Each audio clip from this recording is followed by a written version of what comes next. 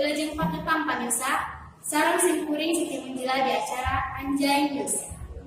Simkuring bade ngadulikeun berita tentang ekstrakurikuler nu aya di SMA Negeri 1 Ciawi, nyaeta pencak silat.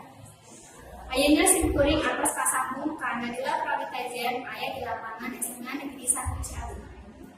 Mangga ka Nadila pikeun ngawartakeun simkuring di dieu absen salahsah ibadah eskul bela diri di SMA Negeri 1 Ciawi, nyaeta pencak silat.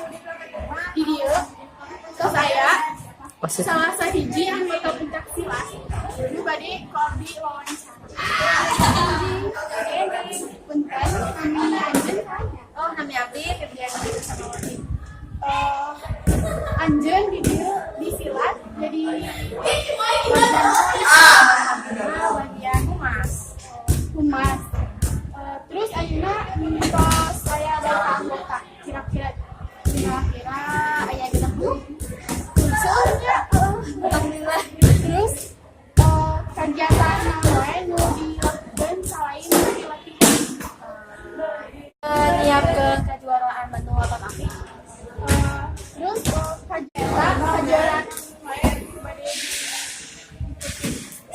aya paku open tingkat internasional, aya BD aya kawan Nusantara ada loli berpisannya kejuaraan eskul silat wae atau aya perguruan.